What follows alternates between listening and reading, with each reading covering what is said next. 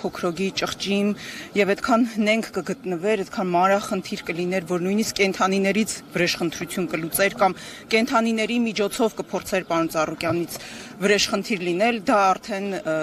ստորության հատակն է, որ ամեն անգամ մտածում ես, որ արդեն հասել ես հատակին, բայց ներքևից մեկ այնուհանդերձ թակում է, հիմա մենք փաստորեն այդպիսի իրավիճակում ենք։ Ես ձեզ մի տեղեկություն հայտնեմ, որ այն դատավորը, որը հիմա քննում է Գագիկ Ծառուկյանի գործը, դա այն նույն դատավորն է, որը Նիկոլ Փաշինյանի ապօրինի հրահանգով Մայր Հայաստան կուսակցության նախագահ Անդրանիկ Թևանյանի նկատմամբ կարված գործով կալանքի որոշում է տվել։ Եվ հաշվի առնելով նաև այն հանգամանքը, որ այսօր մամուլում գրվեց, որ այդ դատավորի տիկինն էլ աշխատում է ԲԴԽ-ում, կարծում եմ արդեն պարզ է թե ինչ որոշում ինքը պիտի կայացնի կամ առնվազն այսպես ասեմ շատ քիչ ժամանակ է մնացել, մի քանի ժամից մենք արդեն կտեսնենք նա այդքան համարձակություն կգտնի իր մեջ դեմ գնալու ապօրինի հրահանգին, թե կդասվի այն դատավորների շարքին, ովքեր Նիկոլ Փաշինյանի ասածին չեն կարողանում ասել չէ։ Քննչական կոմիտեի տարածած հաղորդագրությունից ստացվում է, որ Իրանի Իսլամական Հանրապետության քաղաքացի է տուժողը։ Հիմա ուզում ենք հասկանալ այդ քաղաքացին է բողոքել, ինչ թե հիմք հանդիսացել քննչական կոմիտեի համար, որպեսզի սկսեն վարույթ նախաքննություն իրականացնել, գալխուզարկություն իրականացնել, հետո արդեն կալանքի միջնորդությամբ հանդիպել։ Եթե հաշվի առնենք, այսպես հումորով ասենք, առյուծների երեկվա ձերբակալումը, գուցե նաև առյուծներն էլ ցուցմունք տված լինեն Գագիկ Ծառուկյանի դեմ։ Ես ձեզ առաջարկում եմ, որպեսզի այդ մանրուքների մեջ չմտնենք, որովհետև այս գործերը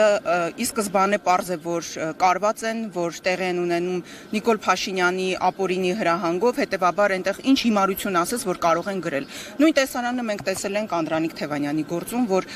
ամենաստոր մեղադրանքը ներկայացրեցին, բայց իրականում գործում ընդհանրապես որևէ նյութ չկա։ Ոչ միայն պետական գաղտնիքի վերաբերյալ որևէ դրվագ չկա, թեև իրենք բոլոր հարթակները օգտագործում են ասելով իբր Անդրանիկ Թևանյանը պետական գաղտնիք է հրապարակել, լրտես է եւ նմանատիպ այլ ապուշություններ, այլ ընդհանրապես գործում որևէ նյութ չկա եւ դա փաստաբանը ինքն է նաեւ նշում, այսօր նաեւ Անդրանիկ Թևանյանն էլ էր ուղերձղել, կարծում եմ հասցրել եք ծանոթանալ, ինքն էլ էր ասում, որ թե դատարանում, թե կենտրոնական ընտրական հանձնաժողովում մեղադրող կողմը հենց ինքը հրաժարվել է այդ պետական գաղտնիքի մեղադրանքից ու ընդհանրապես կոչ էր անում միասնականության, որովհետեւ այո, այսպիսի տեմպերով, այսպիսի պառակտվածությամբ կամ հատվածական պայքարների, այսպիսի օջախներով, անձնական շահերը ավելի առաջ դասելով մենք լավ տեղ չենք հասնելու կամ ընդհանրապես որևէ տեղ չենք հասնելու։ Ի վերջո եկել է ժամանակը, որպեսզի ընդդիմությունը միավորվի, իր ջանքերը միասնական դարձնի, միասնական ճակատ ձևավորի եւ առնվազն գոնե այս քաղբանտարկյալների թեման այն առանցքը կարող է լինել, որի շուրջ ընդդիմությունը կարող է միավորվել եւ երեք մենք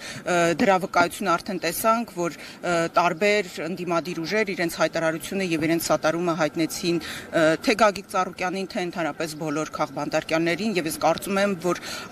այս գործելավոճը պետք է ել ավելի խորացնել եւ ավելի մեծ ծավալների հասցնել ու ի վերջո դարձնել միասնական ճակատ, որովհետեւ այս թուրք-ադրբեջանական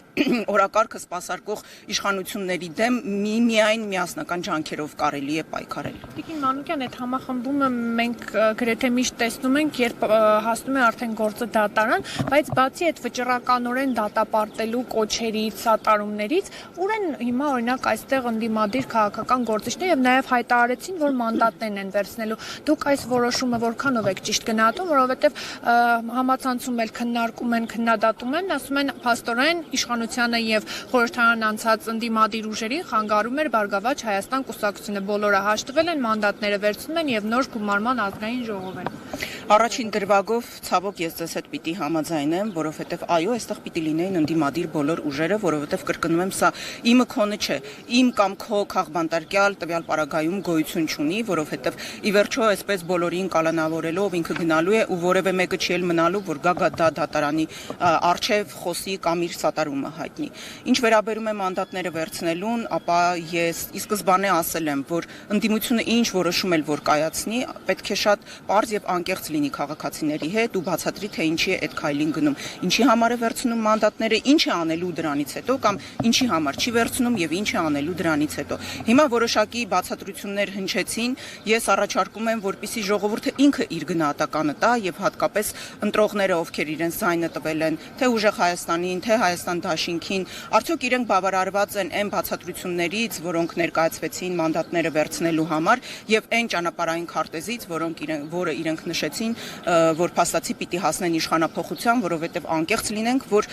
ընդդիմադիր զանգվածը իր ձայնը ընդդիմությանը տվել է ոչ թե ընդդիմություն լինելու, այլ իշխանափոխություն իրականացնելու համար։ Հիմա արդյոք իրենց բավարարում է այդ բացատրությունը եւ ճանապարհային քարտեզը, գնահատականը թող տա ժողովուրդը։ Ես միայն կարող եմ ասել մեր կողմից, Մայր Հայաստանի կողմից, որ մենք մեր ուժերի ներածին չափով, ինչպես որ միշտ եղել է, պատրաստ ենք աջակցել, պատրաստ ենք նպաստել այդ միասնականությանը եւ ջանք չխնայել, որպեսզի օր առաջ ազատվենք այս թուրք-ադրբեջանական օրակարգը սպասարկող իշխանություններից։